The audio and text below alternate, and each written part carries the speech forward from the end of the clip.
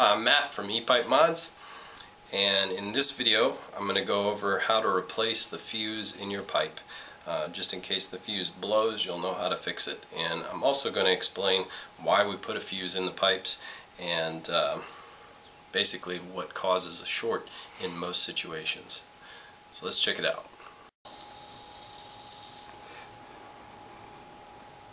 Alright folks, so the first thing I want to show you is how we've re-insulated the center pins and why a mod will short circuit and what we've done to prevent it. This is a center pin that has been removed from an Ego connector, and upon removing it, it's already torn. Now if this metal in your center pin down inside the connector were to touch the outer part, the outer metal, that's what's going to cause you to short circuit and possibly vent a battery. I'm going to say about like 10% of the insulators that we get in from China are already torn. So, and these are just in connectors, so I'm assuming that cartomizers can be even worse. And all it takes is just a little bit. I mean, there's a hair of material there that prevents a short circuit. So we rip that little silicone grommet off of there, and we install our own very stable insulation onto every center pin. And in doing this, it actually raises the center pin slightly. So if you're finding that you know, your atomizer is not bottoming out and going all the way to this shoulder, that's the reason why. It's because the insulation that we've added is raising that center pin. And another thing to note is, because that center pin is raised, if you do crank your atomizer down or your cartomizer down, you're going to cause a short. It's going to crush this little silicone on your atomizer or cartomizer and cause it to short circuit. We know that Ego Mega Dual Coils cartomizers have a problem with this, and a couple other cartomizers. Usually it's, you know, the cheap cartomizers that are going to give you an issue. So when you're screwing a cartomizer on here, be sure and just screw it on to where it just seats. There is going to be a gap there. You don't want to crank it down any further than to where it just seats, because when we put these in here, they're jacked up a little bit and they're solid. They're glued in place and they cannot move, so there is no flex in there. Now, if you do over tighten or you get a bunk cardo that has a short in it, you're going to pop your fuse. And we put the fuse in there so that the battery doesn't overheat and vent, and that's just a nasty situation. So this is the inside of your pipe, and you can kind of see how a fuse is down in there. If you have a pipe, you'll know what I'm talking about. This is going to be down in this little pin receptacle, and a little bit of this wire is going to be coming up through a hole in the ring.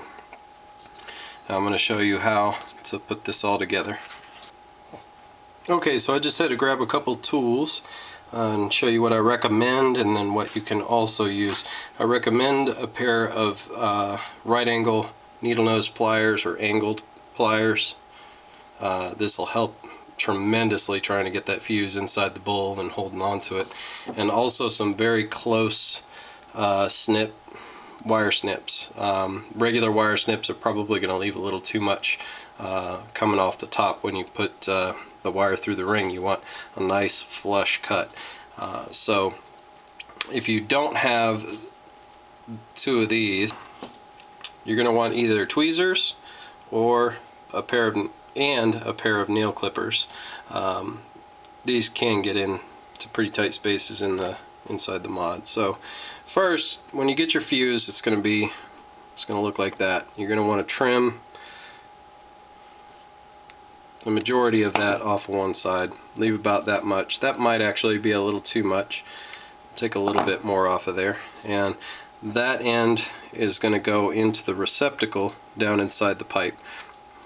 So you're going to use your tweezers and just push it to where it seats, and it kind of, once it seats, you'll feel it's a bit of pressure to put it in, and it just sits right in there and it's not going to fall out. And then once you get that done, you probably want to have trimmed about that much off the top. Then you're going to need your tweezers or your right angles to maneuver this wire through the keyring in the top of the pipe. There's a little hole, and once you get it through the hole in the keyring, you need to cut it, whatever excess is coming off. Now before you cut it, you want to push the pin receptacle and the fuse as far back into the groove that's cut into the battery chamber in the pipe, so that it doesn't interfere with where the battery goes in. So push it as far back. It'll bend the wire a little bit. It may end up looking like that. That's fine.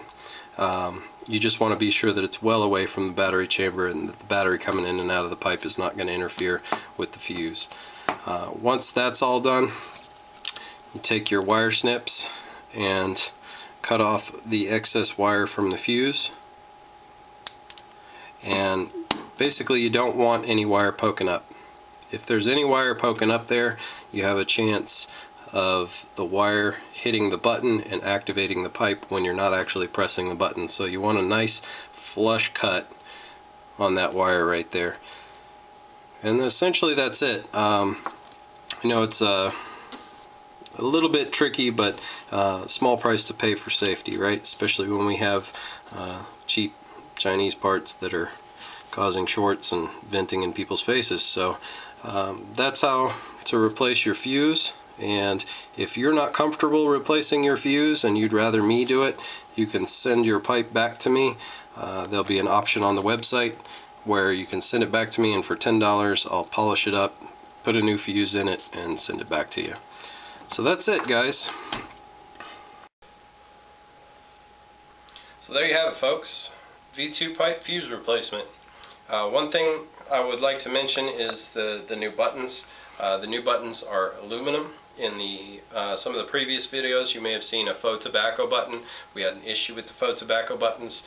I may do a video in the future that shows you how to make your button look like tobacco, but it does wear off over time, and yeah, we're just not doing those buttons anymore. So when you go to get a pipe, you do get an aluminum button, and these are the only buttons we have right now. The other buttons, the other spare buttons on the site, are for V1 pipes, not V2, so this is all we got right now for the V2. But anyway, thanks for watching, and we'll catch you next time. What's this? What's this? Ah, you don't want to know. A pair of little, the hell are these called, Brian? Tweezers. Tweezers. A pair of tweezers